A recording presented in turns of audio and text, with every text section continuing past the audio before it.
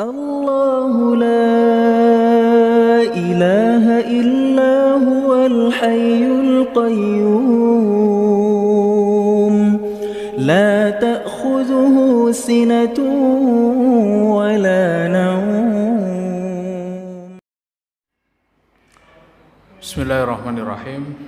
Assalamualaikum warahmatullahi wabarakatuh.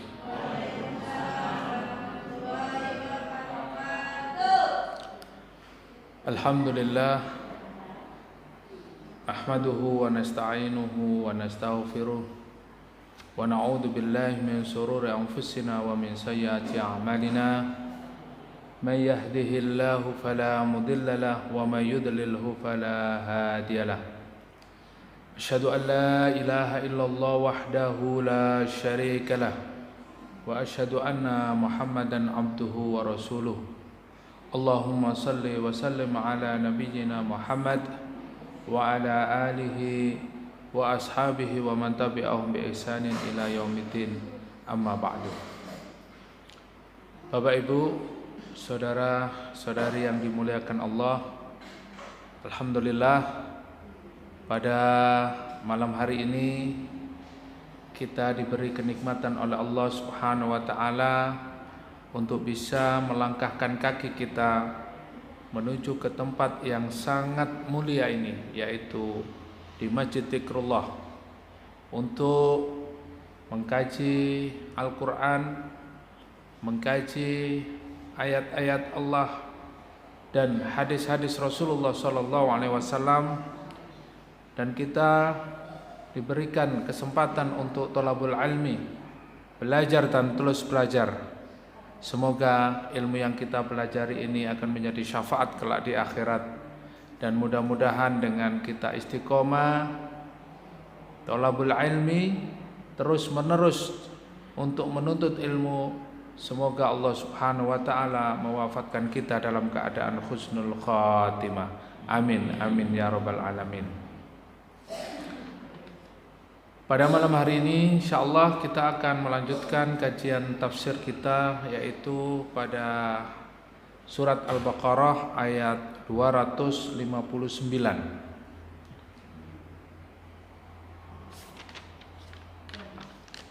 Ayat 259 ini masih terkait erat dengan 258 yang sudah kita kaji sebelumnya. Kemudian ayat 258 dan 259 ini yaitu memperkuat penjelasan Allah Subhanahu wa taala di dalam ayat 257, di mana Allah Subhanahu wa taala memberikan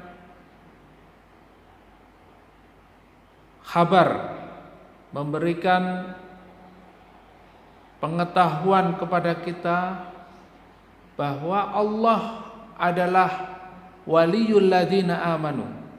Allah adalah wali, penolong, pelindung bagi orang-orang yang beriman. Kita harus percaya, kita harus meyakini bahwa Allah Subhanahu wa taala itu ada. Allah Subhanahu wa taala itu kita yakini sebagai penolong dalam kehidupan kita. Karena ada hari ini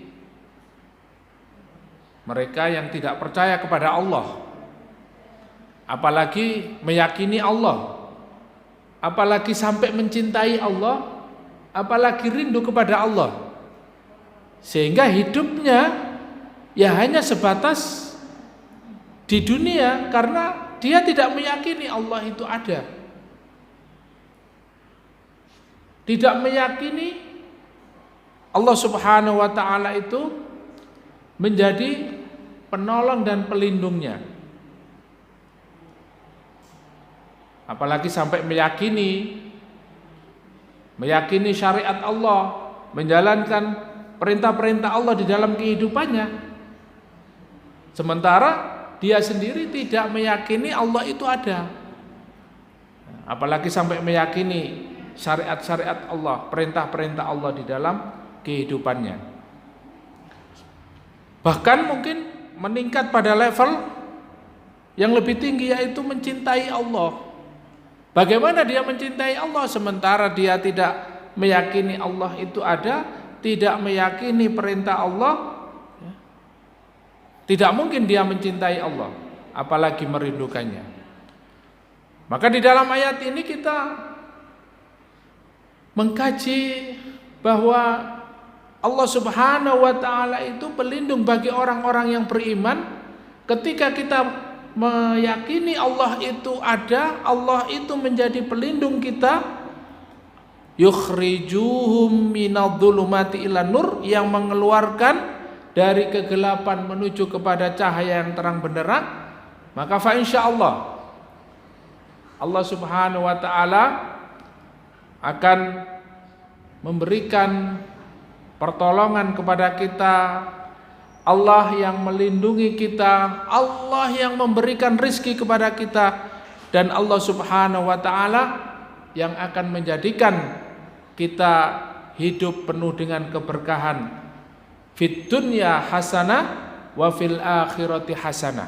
Di dunia mendapat kebaikan dan di akhirat mendapatkan kebaikan, yaitu mudah-mudahan kita dimasukkan oleh Allah Subhanahu wa ta'ala ke dalam surganya Allah di akhirat kelak. Amin.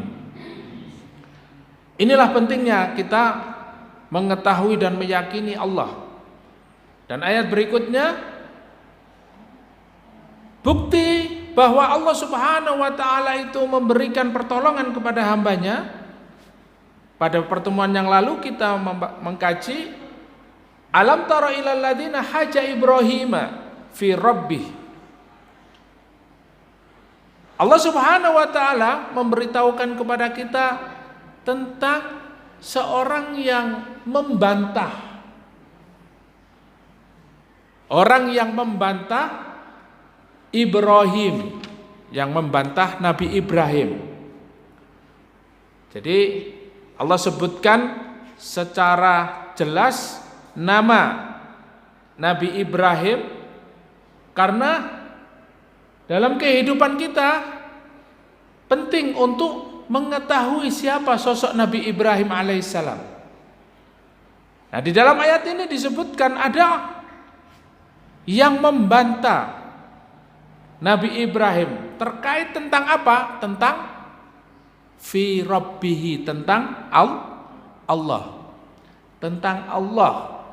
Dibantah tentang masalah ketuhanan ini menjadi sesuatu yang diperdebatkan. Jadi terkait dengan masalah ketuhanan ini dari dulu sampai sekarang memang ada satu perdebatan. Karena apa? Karena ada yang percaya Tuhan, ada yang tidak percaya. Kira-kira banyak yang percaya atau tidak? Hari ini kalau kita melihat kondisi umat Islam, mereka memang secara status beragama Islam. Tetapi apakah mereka mengenal Allah? Apakah mereka meyakini Allah itu ada? Apakah mereka meyakini bahwa Allah itu menjadi penolong dan pelindungnya? Apakah mereka mencintai Allah sehingga menerapkan syariat Allah dalam hidupnya? Apakah mereka merindukan Allah sehingga yang dicari adalah kehidupan akhirat yang abadi, mempersiapkan diri untuk menghadapi, menjalani kehidupan akhirat kelak? Jadi hari ini kita temukan juga mereka banyak yang tidak meyakini Allah itu ada, Allah itu menjadi penolongnya. Sehingga di dalam ayat ini kita diyakinkan oleh Allah bahwa dahulu ada seorang yang membantah, membantah Nabi Ibrahim alaihissalam fi rabbihi, tentang keberadaan Allah Subhanahu wa ta'ala. Nabi Ibrahim ditanya, siapa Allah? Kemudian idz qala Ibrahim rabbiyalladzi yuhyi wa yumit, bahwa Allah itu adalah yang menghidupkan dan mematikan. Oh, kalau begitu saya juga bisa. Kalau Tuhanmu itu bisa menghidupkan dan mematikan, berarti saya ini Tuhan. Karena saya bisa menghidupkan dan mematikan. Jadi mulai ada perdebatan bahwa terkait dengan adanya Allah Subhanahu wa taala ini, yang mendebat Ibrahim ini yaitu Raja Namrud pada saat itu tidak percaya Allah. Karena dia bisa menghidupkan dan mematikan, maka dirinya lah sebagai Tuhan. Karena pada saat itu dia bisa mendatangkan dua orang, yang satu dibunuh, yang satu dibiarkan hidup. Nah, ini bukan menghidupkan dan mematikan, tapi membiarkan hidup dan membunuh, ya. Tapi Allah itu sifatnya yuhyi wa yumit, yang menghidupkan dan mematikan. Kalau Raja Namrud ini membiarkan hidup dan membunuh, ya lain. Tetapi dia merasa bahwa dia adalah Tuhan. Kalau Tuhanmu bisa menghidupkan dan mematikan, aku juga bisa, berarti aku ini Tuhan. Fa innallaha ya'ti bisyamsi minal masyriq fa'ti biha minal maghrib fabuhital ladzi kafar. Nah, ayat ini perlu saya ulang karena ayat berikutnya ini berkaitan erat dengan ayatnya. Oke, kalau kamu bisa kalau kamu menganggap bahwa bisa menghidupkan dan mematikan, ya. Jadi Nabi Ibrahim diberikan hujah yang kuat oleh Allah Subhanahu wa taala. Allah menerbitkan matahari dari timur dan menenggelamkannya di arah barat.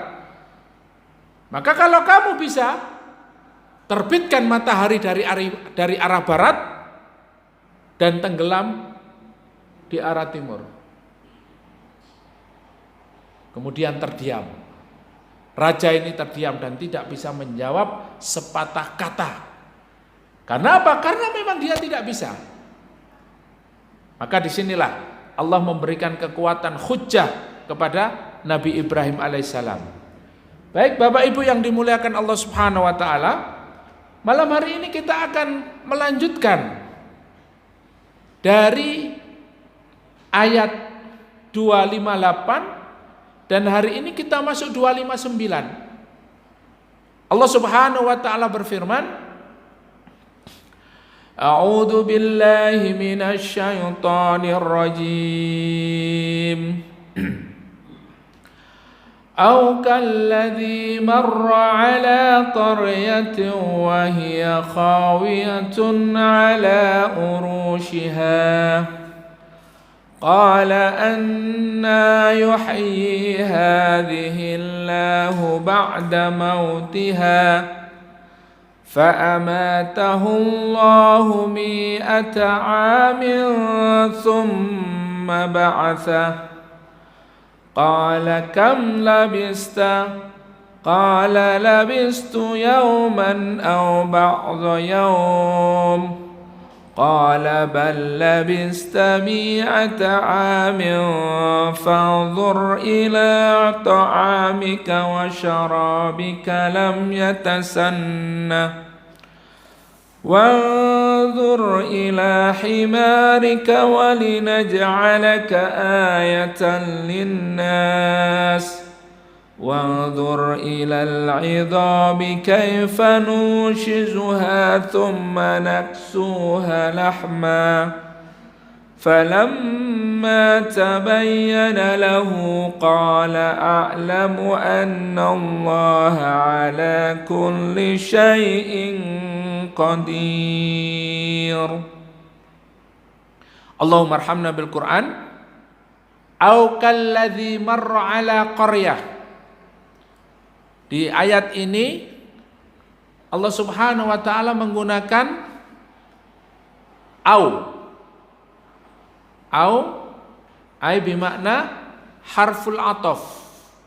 Dalam bahasa Arab itu ada namanya harful atof, yaitu ada keterkaitan, ya. Misalnya jenengan datang berdua, ya, anak atau bapak. Nah, ini berarti ada keterkaitan, ya. Atau di sini mengandung keterkaitan dengan ayat yang sebelumnya. Jadi menjelaskan tentang siapa Allah, ya.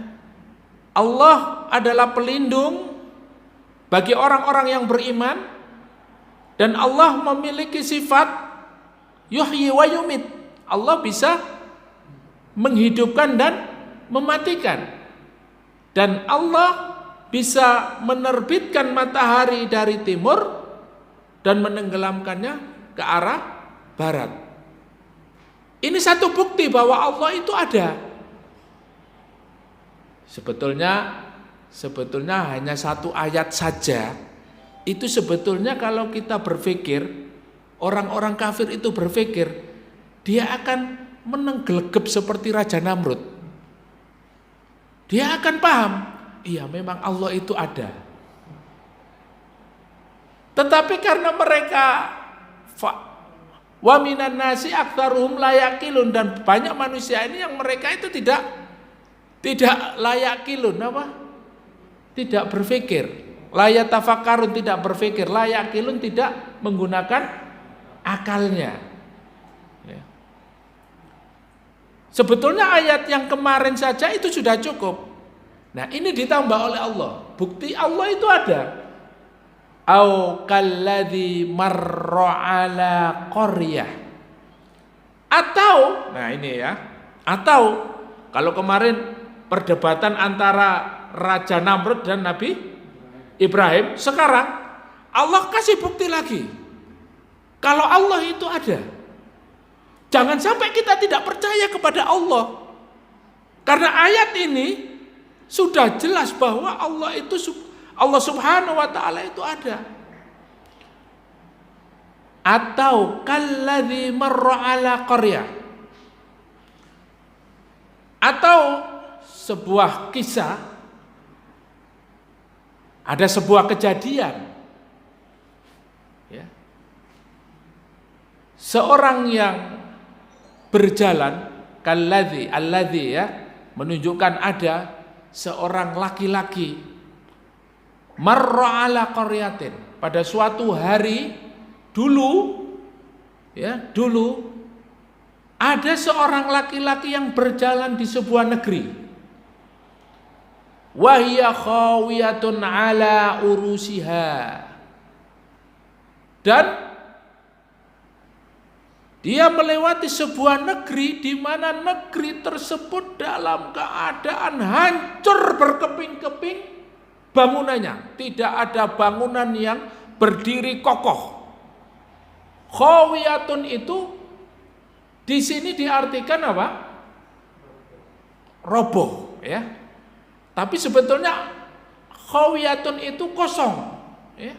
Khawiyatun ala urusiha, di mana dalam sebuah negeri itu tidak ada kehidupan, tidak ada pergerakan sama sekali. Ketika dia masuk, bangunan-bangunan sudah roboh, dan tidak ada manusia yang ditemui pada saat itu. Nah, di dalam tafsir disebutkan, ya, di dalam tafsir ini disebutkan, hal ra'aita mithla alladhi haja Ibrahim fi rabbih wa lihadza atfun alaihi. Ayat ini terkait dengan, apakah kalian tidak melihat seorang yang membantah kepada Nabi Ibrahim? Ini Allah jelaskan dengan lembut, dengan lemah lembut, biar kita paham bahwa Allah itu ada.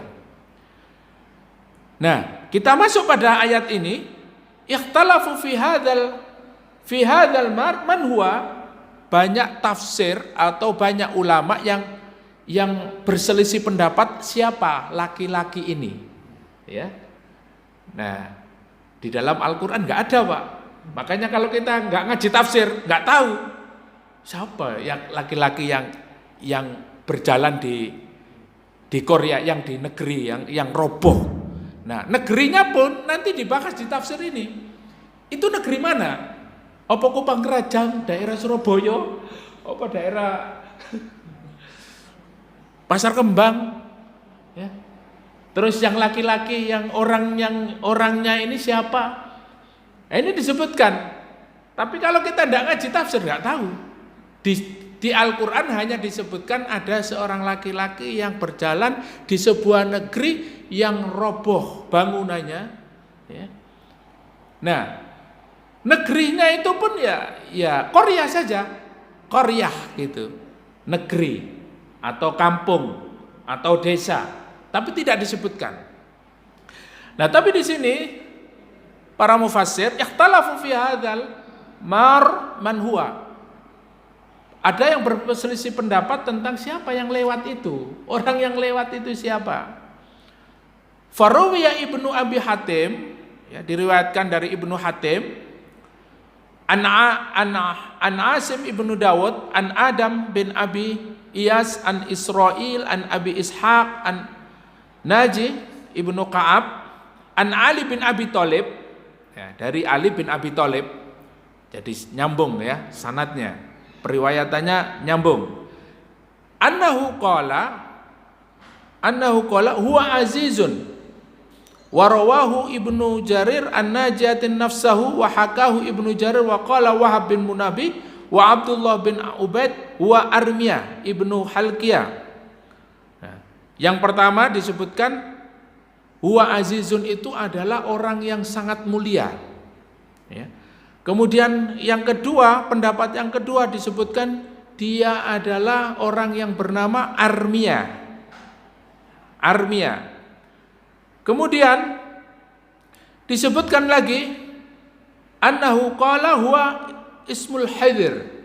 Disebutkan lagi yang ketiga adalah Nabi Khidir alaihi salam. Wa qala Ibnu Abi Hatim anna rajulan min ahli Syam yaqulu, ada seorang yang berasal dari negeri Syam berkata, innalladzi amatahu Allahu mi'ata amin thumma ba'atha ismuhu Khuzqail ibnu Bawar wa qala Mujahid huwa rajulun min bani Israil wa amal qarya. Nah, kita masuk ke orang dulu ya. Jadi ada beberapa pendapat orang yang lewat di dalam sebuah negeri tadi. Sebelum menyebutkan negerinya, ahli tafsir atau para ulama berselisih atau berpendapat, ya, berbeda pendapat. Yang pertama, orang yang masuk di negeri tersebut adalah Aziz, ya, adalah bukan Azir, ya, Uzair, bukan, ya. Yang pertama adalah huwa Uzair. Yang pertama dia dikenal dengan nama Uzair. Bapak Ibu tahu siapa ini Uzair? Uzair ini ada yang menyebut bahwa dia adalah seorang nabi yang diutus antara Nabi Sulaiman dan Nabi Zakaria. Jadi masanya antara Nabi Sulaiman dan Nabi Zakaria ada seorang yang bernama Uzair. Uzair ini ada yang mengatakan dia adalah nabi, tetapi ada yang mengatakan dia adalah orang Bani Israel yang memiliki hafalan kitab Taurat.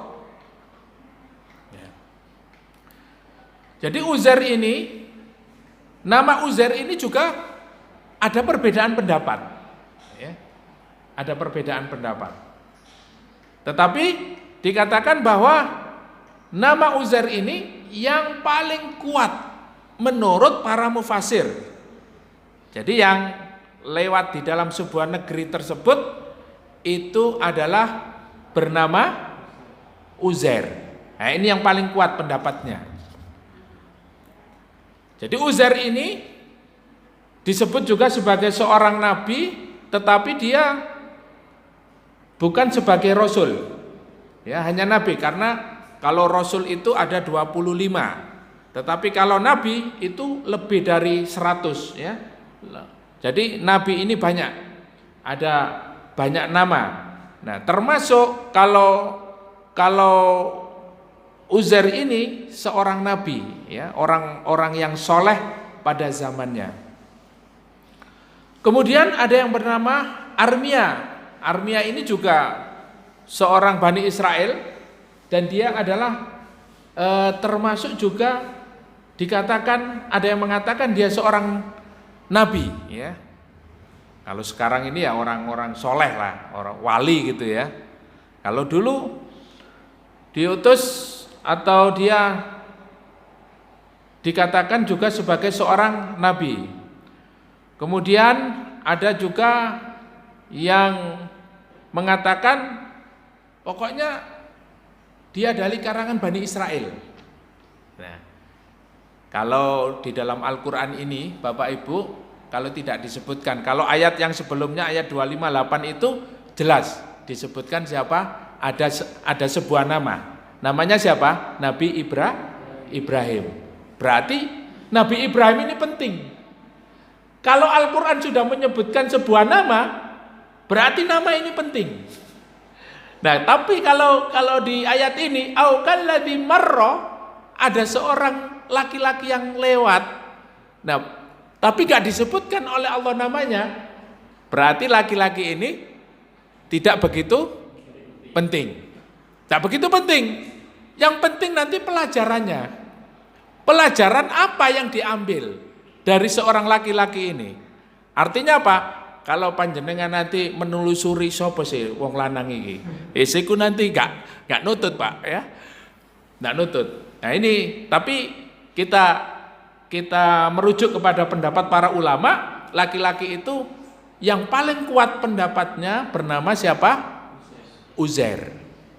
Nah, Uzair inilah nanti di dalam surat At-Taubah. Nah, kita ini masih surat Al-Baqarah ya. Belum sudah loncat ke surat At-Taubah ya. Surat At-Taubah disebutkan wa qalatil yahudu Uzair bin Allah. Orang-orang Yahudi itu mengatakan bahwa Uzair adalah anak Allah. Ya.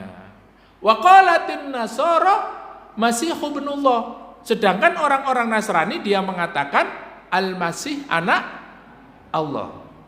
Ya. Nabi Isa anak Allah itu menurut orang Nasrani. Sedangkan Uzair adalah anak Allah menurut orang Yahudi. Nah, kita mengambil pendapat yang paling kuat bahwa ini adalah Nabi Uzair.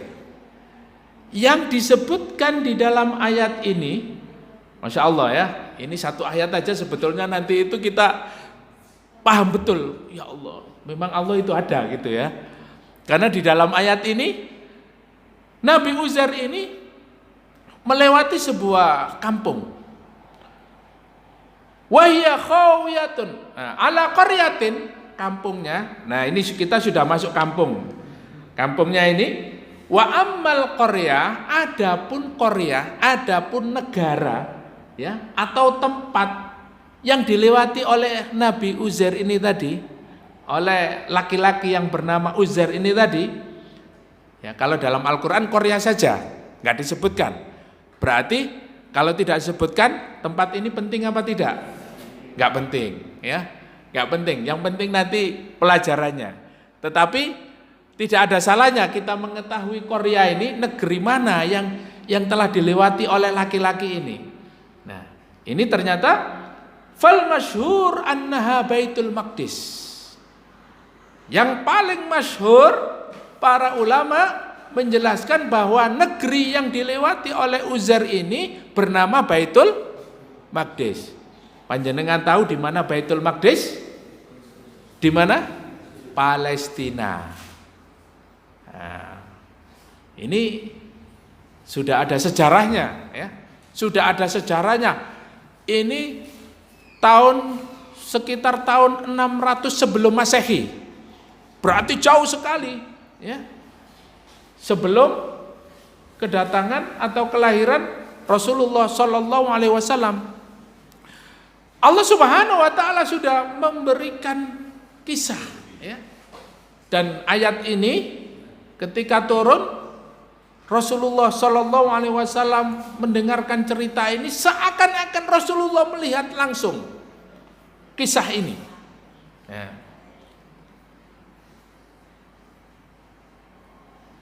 Annaha Baitul Maqdis marra 'alaiha ba'da takhribi Bukhtanasar laha wa qatlun ahlaha.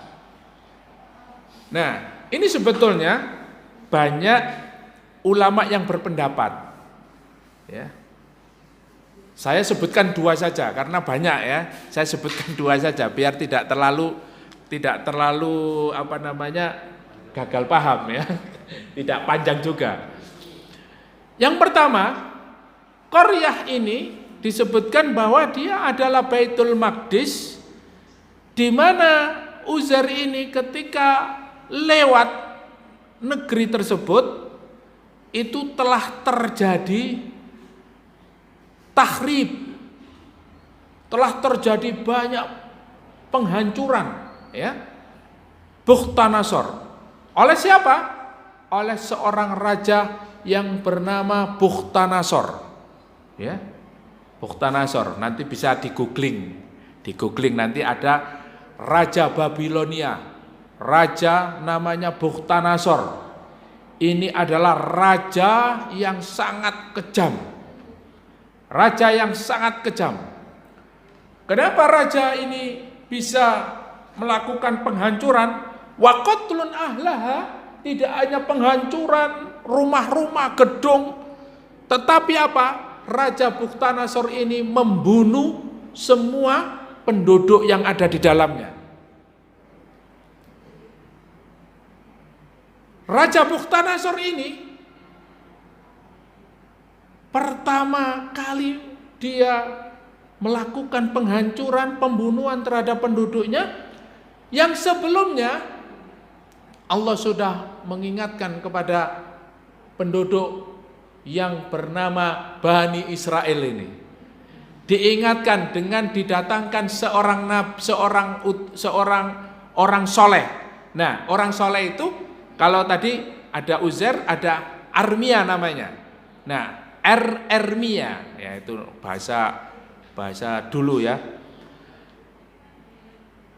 Dia telah mengingatkan, wahai Bani Israel, ya, sembahlah Allah, jalankanlah syariat Allah, jangan berbuat maksiat. Tetapi Bani Israel tidak percaya. Bani Israel tetap melakukan kerusakan, ya. Kemudian Ermia menjelaskan, kalau kalian tidak mengikuti apa yang telah diperintahkan oleh Allah, maka Allah akan mendatangkan seorang yang akan menghancurkan rumah-rumah kalian dan akan menghabiskan, membunuh semua penduduk yang berada di sini. Sini kosong, mas sini kosong. Nah. Akhirnya apa? Mereka yang namanya Bani Israel ya tetap berbuat maksiat, ya berzina, ya melakukan kemaksiatan. Yes. Kalau mungkin sekarang ya korupsi, merajalela menjadi biasa, perzinahan di mana-mana, kemudian pembunuhan, pelecehan dan lain sebagainya. Kemaksiatan ini semakin hari semakin besar. Akhirnya apa? Datanglah Bukhtanasar ini, Raja Bukhtanasar ini. Bani Israel yang tadinya tidak percaya, mereka kaget. Mereka tidak bisa berkata apa-apa. Karena apa?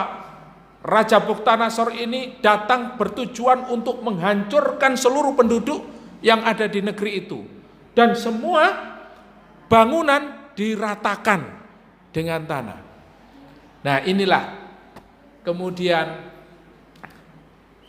yang kedua ya. Nah, ini ceritanya Raja Bukhtanasor yang menghancurkan. Sehingga apa? Khawiyatun ala urusiha. Nah, ini penjelasan khawiyatun ala urusiha. Ada seorang laki-laki yang datang ke sebuah negeri, yang negeri itu roboh semua bangunannya. Nah, ini yang pertama adalah diakibatkan negeri tersebut hancur lebur dan orangnya terbunuh karena Raja Bukhtanasor. Sehingga Uzair lewat di negeri tersebut dalam keadaan kosong, ya, dalam keadaan seperti kota mati, tidak ada pergerakan, karena di situ tidak ditemukan bangunan, ya, rumahnya hancur. Kemudian orang-orangnya tidak ada. Kemudian hewan ternak tidak ada sama sekali, mati.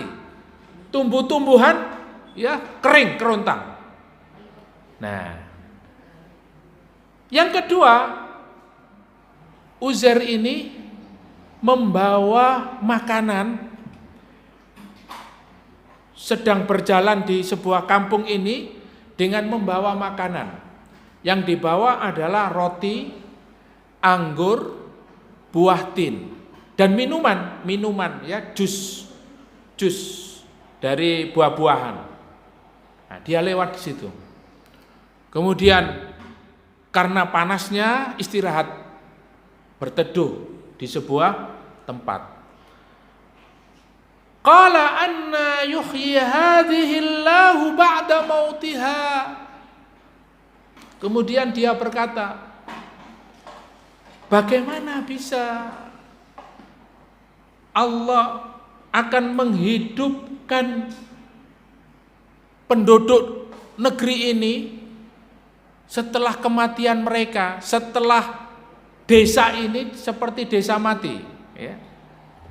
Anna yuhyi hadhihi Allahu ba'da mautiha. Bagaimana Allah bisa? Nah, perkataan Uzair ini bukan berarti perkataan yang tidak percaya kepada Allah, bukan. Justru ini menunjukkan bahwa laki-laki yang lewat ini menyebut nama Allah, berarti laki-laki ini orang beriman. Dan dia mengatakan, bagaimana bisa? Ya, bagaimana bisa Allah nanti menghidupkan tempat ini, kemudian menghidupkan orang-orangnya. Nah, pertanyaan ini bukan berarti Uzair dia tidak percaya kepada Allah Subhanahu wa taala yang bisa menghidupkan. Sehingga perkataan itu kemudian Allah menjadikan dia mati. Ya, setelah berkata-kata seperti itu, akhirnya dia dimatikan oleh Allah Subhanahu wa taala. Apa kata Al-Qur'an? Fa amatahullahu mi'ata amin tsumma ba'atsa.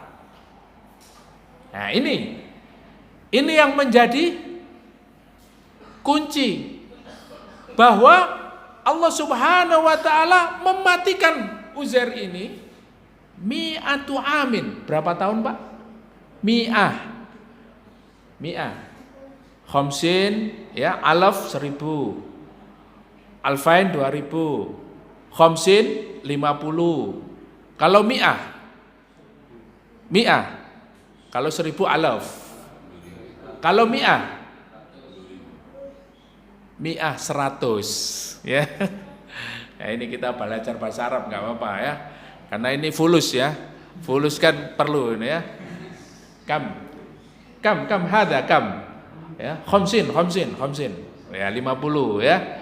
Alf 1000. Ya, alfain, ya. Kalau asra alf 10.000, ya. Kalau miliun, ada miliun, 1 juta. Nah, ini bahasa Arab. Nah, ini bahasa Al-Quran. Fa'amatahu Allahu mi'ata amin. Dan Allah mematikan dia selama berapa tahun? Mi'atu amin, 100 tahun. Summa ba'atha. Kemudian Allah bangkitkan lagi. Nah, ini kalau orang enggak ngaji tafsirnya ya mungkin enggak percaya kalau Allah itu pernah mematikan orang terus menghidupkan lagi. Dan diwafatkan dalam jangka waktu yang lama, 100 tahun, kemudian dihidupkan kembali oleh Allah Subhanahu wa taala. Nah, qala labistu yauman aw ba'da yaum. Qala kam labista. Kemudian ada orang yang datang. Nah, orang ini juga berbeda pendapat para ulama. Ada yang mengatakan dia adalah malaikat. Ada yang mengatakan ya penduduk bumi itu. Karena apa? Karena waktu dia belum meninggal kosong. Bangunan gak ada, orang gak ada. Nah, bisa jadi ketika dia hidup lagi, itu sudah ada orang. Bangunannya sudah beda, karena di dalam riwayat itu disebutkan pembangunan itu dilakukan selama 70 tahun. 70 tahun, ya, pembangunan itu sudah berdiri di daerah Baitul Maqdis. Sudah banyak bangunan, sudah banyak penduduk. Kemudian 30 tahun kemudian ya menuju ke 100 tahun sudah semakin baik. Sehingga ada yang mengatakan yang bertanya ini itu adalah orang ya. Yang pertama tadi malaikat, yang kedua tadi orang yang datang. Nah, ini karena sudah ada orang. Pada saat dia datang lewat ke negeri itu enggak ada. Nah, terus ditanya, qala kam labista, ada yang bertanya, berapa lama kamu tertidur? Ya. Berapa lama? Ya, kalau dalam terjemahannya kam labista itu apa?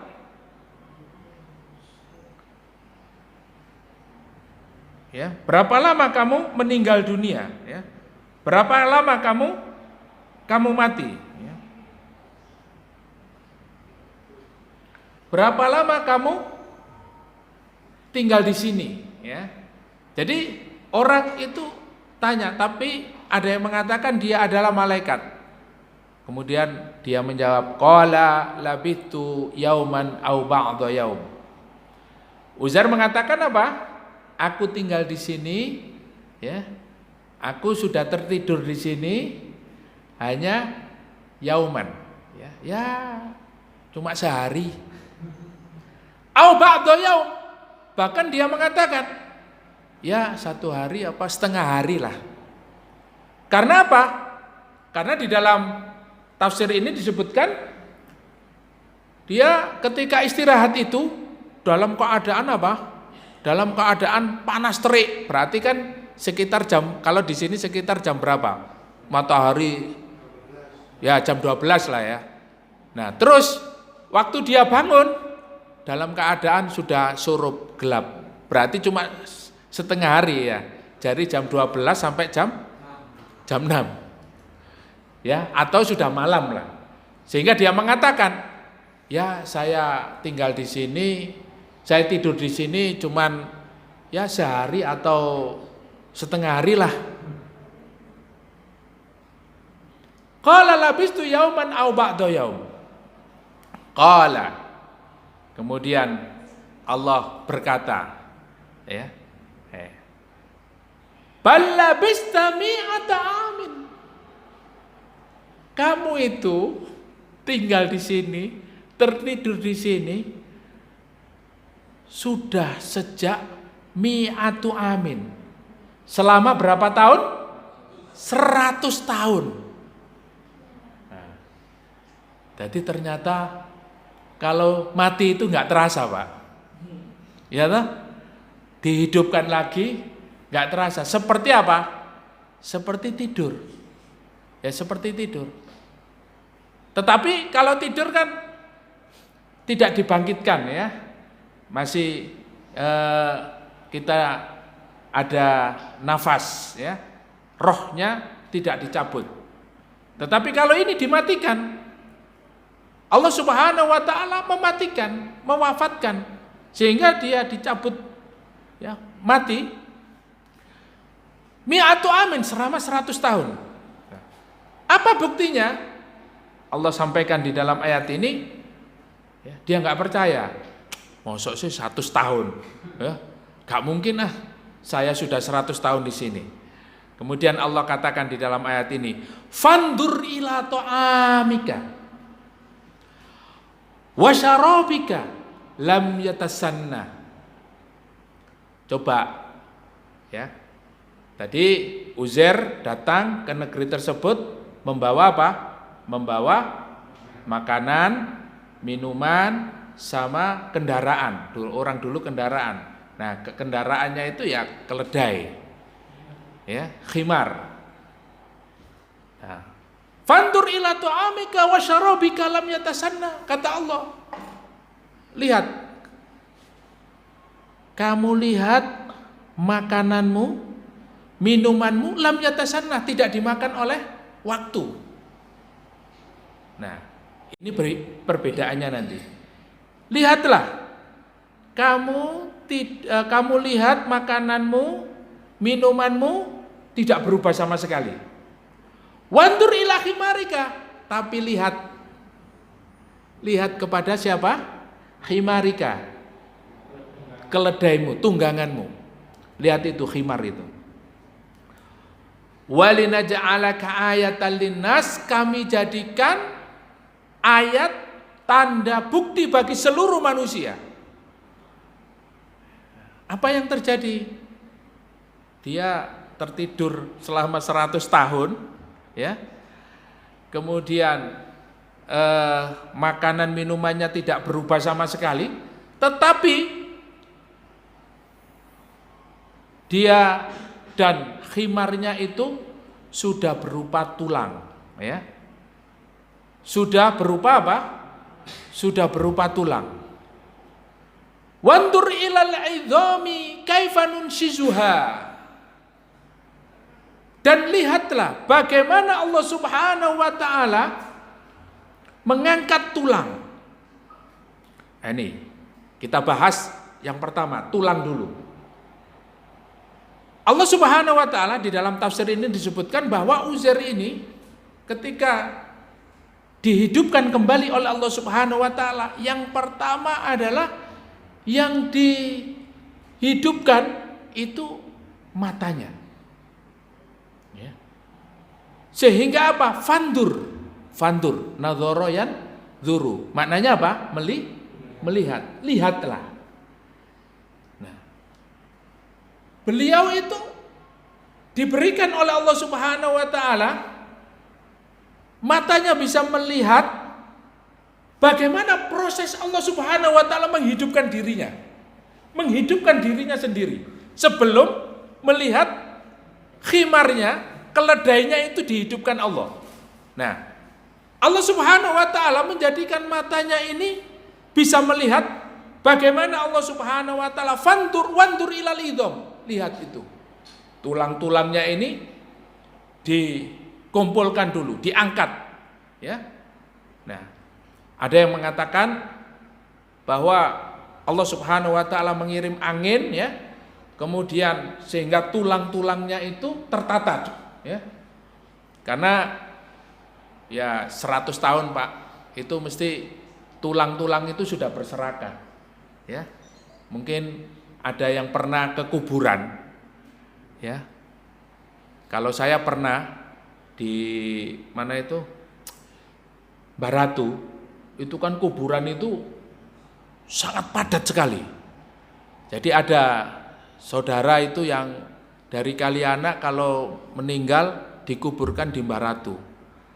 Kalau di sana Pak menggali kubur itu satu lubang itu sudah banyak tulang, ada Mbah Boyot, ada Mbah, ada ya Bapak, ada itu kadang satu lubang itu sudah ada 6 orang, 10 orang. Karena di Mbah Ratu itu sudah nggak ada ruang kosong untuk makam, itu nggak ada. Makanya lari ke mana? Ke barat, apa? Babat Jerawat. Terus ada yang ke Sukolilo itu, ke Putih itu. Itu kalau kita lihat orang gali kuburan itu Pak, Bu, tulang-tulang itu sudah berserakan. Nggak ada jasad yang utuh. Nggak ada jasad yang utuh. Tulang-tulang sudah berserakan semua, nggak tahu ini tulang apa ini. Mbo sikile, mbo tangane, ya, mbo awake, ya, nggak tahu. Ya. Jadi tulang-tulang sudah berserakan, kecuali orang yang mati syahid. Nah, orang yang mati syahid itu dikatakan oleh Allah, wala tahsabanna alladzina qutilu fi sabilillahi amwat bal 'inda rabbihim yurzaqun. Jangan kamu mengira bahwa orang yang mati syahid terbunuh di jalan Allah itu mati. Tetapi apa? Bal ahya, tetapi dia hidup dan di sisi Allah Subhanahu wa taala dia diberi rezeki. Kecuali orang yang mati syahid. Banyak orang yang menyaksikan itu orang yang gali kuburannya orang yang mati syahid itu jasadnya utuh. Ya. Dan di kuburan selalu mengalir rezeki dari Allah Subhanahu wa taala. Nah, ini orang yang mati syahid. Nah, satu contoh dulu pernah di Madinah, ya, di Uhud. Di Uhud itu ada makamnya Sayyidina Hamzah bin Abdul Muthalib, paman Rasulullah. Ya, kalau jenengan umroh nanti pasti biasanya itu ke Gunung Uhud. Nah, di Gunung Uhud itu ada makam para syuhada. Di antaranya di situ adalah makamnya Sayyidina Hamzah bin Abdul Muthalib. Itu pernah tahun berapa itu banjir bandang Pak. Isi makbaronya, isi kuburannya itu keluar. Di antaranya adalah jasadnya Hamzah bin Abdul Muthalib. Utuh. Ya. Saya kalau lihat seperti itu, kalau ke kuburan-kuburan, gali kubur itu sudah ya sekian, ya nggak sampai 100 tahun lah, itu sudah tulang belulang bentuknya. Tapi ini ada jasad utuh. Nah, inilah ya orang-orang yang mati syahid, ya para nabi itu jasadnya utuh. Para nabi itu jasadnya tidak bisa dimakan oleh tanah. Ya. Begitu juga para wali-wali Allah Subhanahu wa taala. Ya. Nah, ini dan orang yang mati syahid. Nah, ini kita kembali kepada Uzair. Dari mata ini dihidupkan oleh Allah Subhanahu wa taala, melihat tulang-tulangnya ini diangkat oleh Allah Subhanahu wa taala, ya. Mulai dari kaki, kemudian ya badannya, tangannya, kemudian sampai Allah Subhanahu wa taala nunsizuha tsumma naksuha lahma. Setelah tulang-tulang terbentuk, kemudian apa? Daging yang berserakan atau daging yang sudah nggak ada, Allah Subhanahu wa taala ya menempelkan daging-daging di tulang-tulang itu. Dan Uzair ini lihat langsung. Ya. Bagaimana Allah Subhanahu wa taala membentuk dirinya sendiri. Ini kayak film ya. Tapi ini Al-Qur'an. Inilah Al-Qur'an, Masya Allah. Ini bukan film ini. Inilah, kalau kita tidak baca tafsirnya, kita nggak tahu Pak. Kalau yang ada di Al-Quran itu adalah Uzair, negeri yang didatangi itu adalah Palestina, terus kejadiannya juga kita nggak tahu. Ini yang menjelaskan adalah para ulama. Begitu dia sudah terbentuk dirinya sendiri, kemudian apa? Melihat kejadian pada khimarnya. fandur ila himarika. Ya. Kemudian dia melihat keledai tulang belulangnya itu dikumpulkan oleh Allah Subhanahu wa taala. Ya. Di dalam riwayat ada yang mengatakan bahwa Allah melalui angin, ada yang mengatakan Allah mengutus malaikat turun untuk mengumpulkan tulang-tulang, membentuk tulang, kemudian jadi keledai, tulang dulu, kemudian ditempeli dagingnya ditempel-tempel gini ya. Kalau biasanya di museum-museum itu namanya fosil, ya kan? Ada dinosaurus, ada yang ya, tapi pakai kawat, Pak. Ya. Konstruksi tulang-tulangnya ada yang pakai lem, ada yang pakai kawat. Kalau ini asli, Pak ya. Malaikat itu mengumpulkan tulang-tulang itu, kemudian menempelkan dagingnya, kemudian bulu-bulunya, dan akhirnya kemudian dalam satu riwayat ditiupkan ruh dari hidung. Nah, dari hidung ditiupkan ruh. Kemudian hiduplah khimar itu, keledai itu. Allah Subhanahu wa taala mampu menghidupkan manusia yang sudah dimatikan, diwafatkan ya, dalam masa waktu yang sangat lama, 100 tahun. Begitu juga binatang. Idza aradallahu syai'an ayyaqula lahu kun fayakun. Kalau Allah Subhanahu wa taala menginginkan segala sesuatu, Allah hanya mengatakan kun fayakun, jadi. Jadi, Pak. Tapi Uzair ini merasa kam labistu yauman au ba'da yaum. Sampean mau turu pirang suwe ya. Sedino paling ya. Sedino apa setengah hari. Padahal apa? Padahal Allah menidurkan dia, mematikan dia dalam waktu berapa? 100 tahun. Masya Allah. Inilah bukti kekuasaan Allah Subhanahu wa taala. Tsumma naksuha lahma falamma tabayyana lahu, dan ketika dia mengetahui penjelasannya, mengetahui langsung kejadian-kejadian itu ya, kejadian-kejadian yang dialaminya langsung, qala a'lamu, dia berkata, a'lamu annallaha ala kulli syai'in qadir. Sungguh aku mengetahui hari ini bahwa Allah Subhanahu wa taala ala kulli syai'in, atas segala sesuatu, qadirun, maha kuasa. Masya Allah. Bapak Ibu yang dimuliakan Allah Subhanahu wa taala ya. Inilah ya, Allah berikan satu pelajaran kepada kita sangat-sangat luar biasa. Satu ayat ini saja kita bisa menjadikan ayat ini sebagai hujjah bahwa Allah Subhanahu wa taala itu ada. Allah Subhanahu wa taala itu menjadi penolong, menjadi pelindung, dan bahkan Allah Subhanahu wa taala maha kuasa atas segala sesuatu. Pernah pada suatu ketika Nabi Ibrahim alaihissalam, arini kaifa tuhyiyal mauta, Rabbi arini kaifa tuhyiyal mauta. Pernah suatu hari Nabi Ibrahim, kayak tadi Uzair tadi kan, bagaimana Allah bisa menghidupkan negeri ini dan menghidupkan penduduknya. Ya, bukan berarti Uzair tidak percaya. Begitu pula kayak Nabi Ibrahim, ya. Rabbi arini kaifa tuhyiyal mauta, ya Allah, tunjukkanlah bagaimana engkau menghidupkan sesuatu. Ini Nabi Ibrahim ya. Nabi Ibrahim ini, beliau mengatakan begitu kepada Allah Subhanahu wa taala.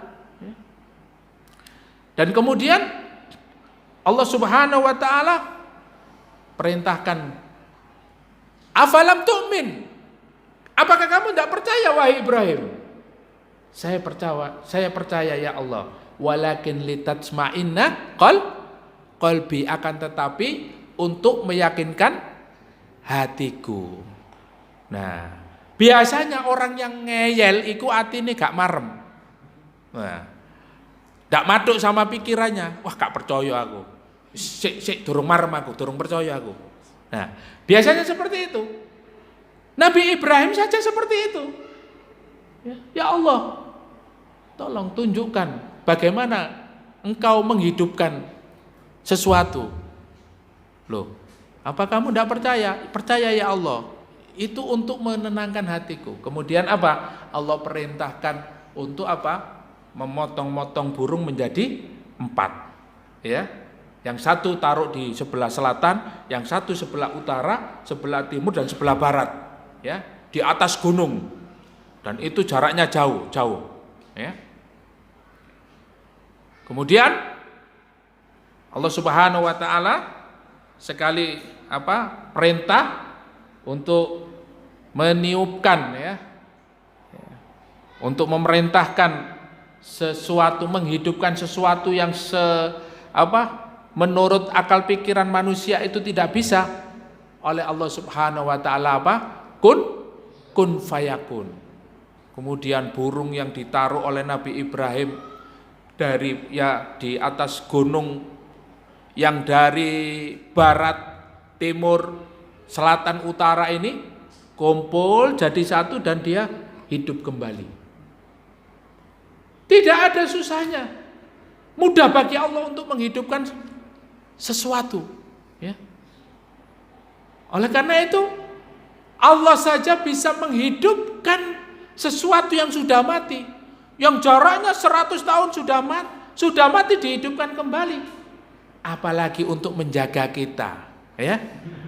Untuk menjaga panjenengan. Panjenengan nyuwun napa? Sing dereng nggada napa? Yang belum punya apa? Silakan memohon kepada Allah Subhanahu wa taala. Inilah pentingnya keyakinan kita bahwa Allah Subhanahu wa taala itu Allahu waliyul ladzina amanu yukhrijuhum minadh-dhulumati ilan nur. Jangan sampai kemudian kita menjadikan tauhid, menjadikan manusia sebagai wali, pelindung, penolong. Karena apa? Kalau dibandingkan dengan Allah Subhanahu wa taala tidak ada apa-apanya. Ya. Kayak Raja Namrud, saya ini juga bisa menghidupkan dan mematikan. Ya. Tapi akhirnya apa? Mendatangkan 2 orang, yang satu dibunuh, yang satu dibiarkan hidup. Loh, sama kan? Bisa menghidupkan dan mematikan. Begitu juga akal pikiran orang-orang hari ini juga merasa yang berkuasa, yang bisa segala-galanya. Kalau tidak taat kepada mereka, mereka bisa melakukan segala sesuatu. Tetapi hanya Allah Subhanahu wa taala yang maha berkuasa.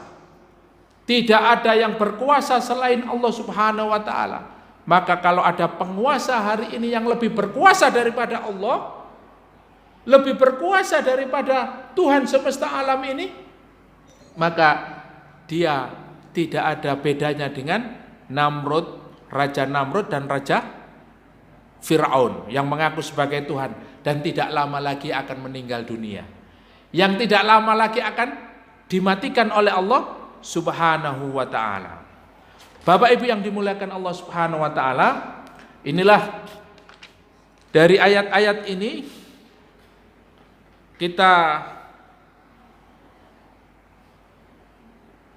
mengkaji dalam satu ayat di mana di sini disebutkan oleh Ibnu Katsir, qala a'lamu annallaha ala kulli syai'in qadir, kalimat yang disampaikan oleh Uzair ya ketika beliau menyaksikan makan minumnya itu kok utuh selama 100 tahun ya, sehingga Allah mampu menghidupkan, mampu menjaga segala sesuatu yang utuh ya. Kemudian khimarnya itu kok mati, kemudian dihidupkan lagi termasuk penciptaan dirinya sendiri. Kemudian dia mengatakan, aku mengetahui bahwa Allah Subhanahu wa taala Maha berkuasa. Di sini Ibnu Katsir mengatakan, ai ana alimun bihadza wa qad ra'aituhu ainan fa ana a'lamu ahlu zamani bidzalika. Wa qara'a akharun qala a'lamu ala annahu amrun lahu bil ilmi. Jadi Allah Subhanahu wa taala memberikan sebuah tanda-tanda dan bukti bahwa Allah Subhanahu wa taala bisa menghidupkan dan mematikan segala sesuatu.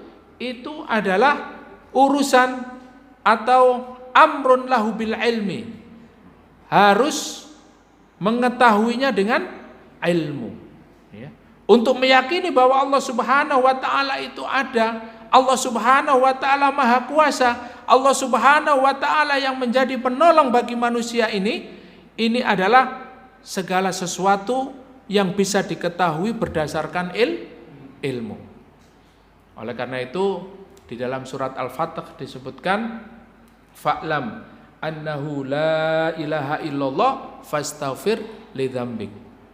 Untuk mengetahui la ilaha illallah, makna la ilaha illallah, tidak ada ilah kecuali Allah, itu fa'lam. Perintah Allah adalah kamu harus memiliki ilmunya, harus mengetahuinya. Dari mana kita mengetahui untuk melaksanakan la ilaha illallah? Ya dengan belajar, terus belajar. Maka hati akan tenang. Ala bidzikrillahi tatsmainnul qulub. Hanya dengan mengingat Allah, memahami la ilaha illallah. Karena berzikir itu tidak hanya nyebut-nyebut Allah Subhanahu wa taala, tapi apa? Dengan tolabul ilmi ini adalah juga berzikir, maka hati akan menjadi tenang. Jadi kalau kita kenal Allah, ya, kalau kita bisa mengetahui bahwa Allah Subhanahu wa taala itu maha segala-galanya dengan penjelasan-penjelasan yang ada di dalam Al-Qur'an, fa insyaallah hati menjadi tenang. Hidup kita menjadi bahagia. Dengan ilmu inilah Bapak Ibu yang dimuliakan Allah, mudah-mudahan hidup kita semakin tenang, hidup kita bahagia. Dan kebahagiaan itu Rasulullah mengatakan arba'un minas sa'adah. Ya, 4 hal yang menjadi kunci bahagia di dalam hidup manusia itu. Apa itu? Yang pertama, ya, zaujatun sholihah, yaitu punya istri yang sholihah, keluarganya sakinah, mawaddah, warahmah. Pasti jenengan pasti bahagia, Pak. Ya. Pokoknya ini bojone sholihah, ya, bojone soleh, insyaallah bahagia ya. Tapi kalau sudah di rumah tangga ruwet, wis urip iki koyo nang neraka. Hidupnya tidak seperti ya bayangannya, ya. Kayak di surga hidup bahagia, tapi ya melihat istrinya, melihat suaminya dalam kondisi tidak soleh dan soleha, tidak tahu ilmu Islam, tidak pernah belajar Islam, tidak paham Al-Quran, tidak mengaji dan lain sebagainya. Maka istri yang soleha itu idza nadzarka syaratka. Kalau kamu lihat istrimu menyenangkan, nah, itu tanda istri soleha. Ya, jadi ibu-ibu kalau pulang, ya, datang ke rumah, kemudian dilihat oleh suaminya, pasti dalam kondisi tersenyum, bahagia, bojone pasti seneng. Ya. Nah, jadi diusahakan Bu, kalau pulang nanti suaminya senang, itu tanda istri soleha. Ya, ya masih gak nggawa apa-apa ya ora apa-apa ya.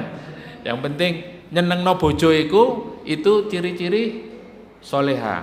Yang kedua, ya, zaujatun soleha. Yang kedua adalah wa auladuhu abror.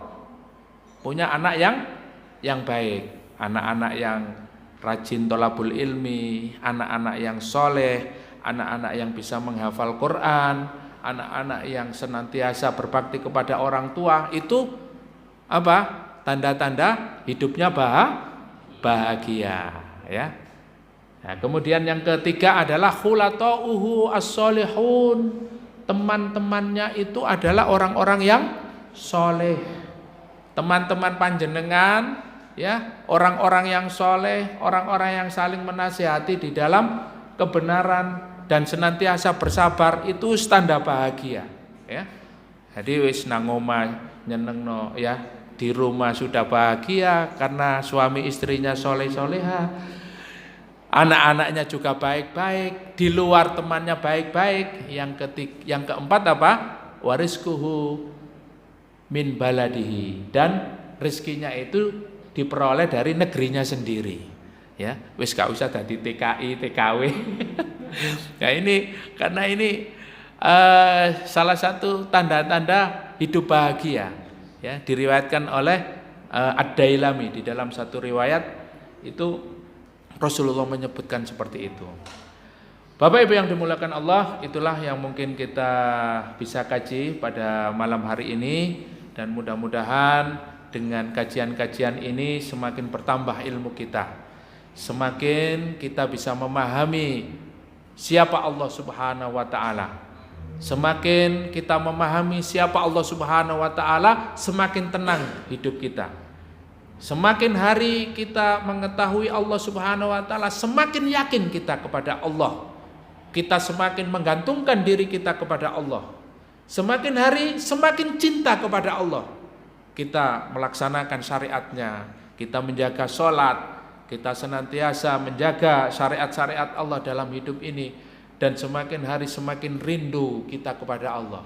Kalau sudah rindu kepada Allah, ya kita berkorban, berjuang untuk Allah Subhanahu wa taala dan bertemu dengan Allah Subhanahu wa taala. Ketika kita sudah rindu kepada Allah, mudah-mudahan kita diwafatkan dalam keadaan husnul khotimah. Kita dikumpulkan bersama para nabi, para syuhada, dan kita dikumpulkan bersama orang-orang yang soleh kelak di surga Allah Subhanahu wa taala. Amin amin ya rabbal alamin. Mari kita akhiri kajian kita pada malam hari ini dengan hamdalah dan doa kafaratul majlis. Alhamdulillahirabbil alamin. Subhanakallahumma wa bihamdika asyhadu an la ilaha illa anta astaghfiruka wa atubu ilaik. Kurang lebihnya mohon maaf. Assalamualaikum warahmatullahi wabarakatuh.